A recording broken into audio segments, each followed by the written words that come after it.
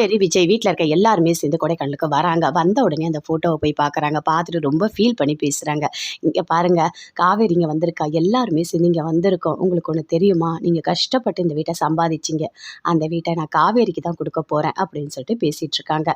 காவேரி வெளியே இருக்காங்க. கூட அப்படியே கங்கா உட்காந்து பேசிட்டு இருக்காங்க. அப்ப அங்க வந்து யமுனா வராங்க. "எதுக்கு காவேரி கூட உட்காந்து பேசிட்டு இருக்க?" அப்படின்னு சொல்லிட்டு. "ஏய் என்னடி திமிரா உனக்கு?" அப்படின்னு காவேரி கேட்குறாங்க. "ஆமாக்கா, அக்கா கூட நீ பேசவே பேசாத. வாக்கா நம்ம போலாம்." அப்படின்னு கங்கா அங்கேருந்து அப்படியே கூட்டிட்டு போறாங்க. அப்ப சாரதா சொல்றாங்க, "ஏன் இவளுங்க இப்படி இருக்காளுங்க தெரியலையே! ரொம்ப கஷ்டமா இருக்கு எனக்கு." அப்படின்னு சொல்லிட்டு, "சரி வா, அப்புறம் பார்த்துக்கலாம்." அப்படின்னு சொல்லிட்டு அங்கேருந்து காவேரி உள்ள கூட்டிட்டு போறாங்க. அடுத்த நாள் சாமி போய் கும்பிடுறாங்க. அதே மாதிரி அவங்க அப்பாவோட ஃபோட்டோவையும் கும்பிடுறாங்க.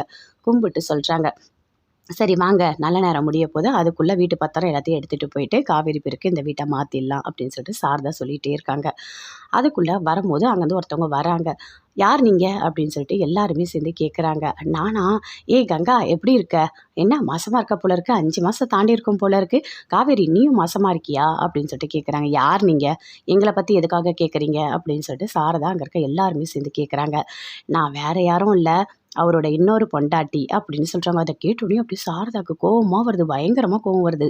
"இங்க பாருங்க, என் வீட்டுக்காருக்கு நான் மட்டும் தான் பொண்டாட்டி." அப்படின்னு சொல்லிட்டு சாரதா சொல்றாங்க. "நீங்க சொல்றதெல்லாம் கரெக்ட்டு தான். அவர் வெளிநாட்ல வேலை செய்யும்போது, எங்க எங்க வீட்ல தான் அவர் இருந்தாரு. எனக்கும் அவர் தாலி கட்டியிருக்காரு. இதான் என் பையன். இவங்க தான் எங்க பசங்க." அப்படின்னு சொல்றாங்க. அத கேட்டோனே எல்லாருக்குமே கோவமா வருது. "என்ன வேணும்னு சொல்லிட்டு பிரச்சனை பண்றீங்களா?" அப்படின்னு காவேரி கேட்குறாங்க. "இல்லங்க, நாங்க பிரச்சனைலாம் பண்ண வரல. உண்மையாவே அவர் என் கூட வாழ்ந்திருக்காரு.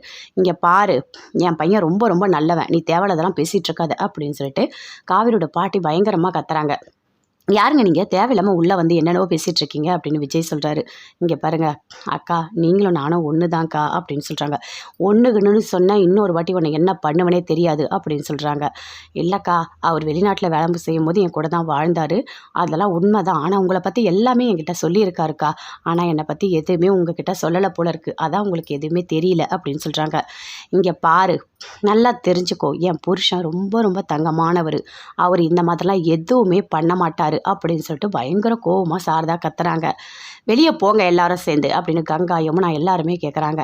"இங்க பாருங்க, நான் சொன்னா நீங்க நம்ப மாட்டீங்க. ஆனா என்கிட்ட ஆதாரம் இருக்கு." அப்படின்னு சொல்றாங்க. அந்த ஃபோட்டோவ அப்படியே காமிக்கிறாங்க. காவேரியோட அப்பா அவங்க கூட இருந்தது, அவங்க பசங்களோட இருந்தது எல்லா ஃபோட்டோவையும் அப்படியே காட்டுறாங்க. விஜய் அத பார்க்குறாரு. பார்த்தோனே அப்படியே ஷாக் ஆகுறாரு. "என்ன இது ஃபோட்டோல இருக்காரு?" அப்படின்னு சொல்லிட்டு. "இங்க பாருங்க, நீங்க ஃபோட்டோவ காமிக்கலாம். ஆனா இது எதுவுமே உண்மை கிடையாது. இப்போ நெறைய கிராஃபிக்ஸ் பண்றாங்க. ஃபோட்டோவ இத அதோட அட்டாச் பண்றாங்க. என்னென்னவோ பண்றாங்க.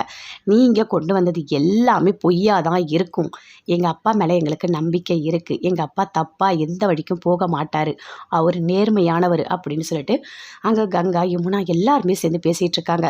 அப்ப வந்தவங்க சொல்றாங்க, "இங்க பாரு காவேரி, நான் உன்னோட சித்தி. உனக்கு டவுட்டா இருந்தா அந்த ஃபோட்டோவ நீ வேணா குடுத்து பாரு. இது எல்லாமே ஒரிஜினல் தான். நாங்க எதுவுமே டூப்ளிகேட்டா கொண்டு வரல.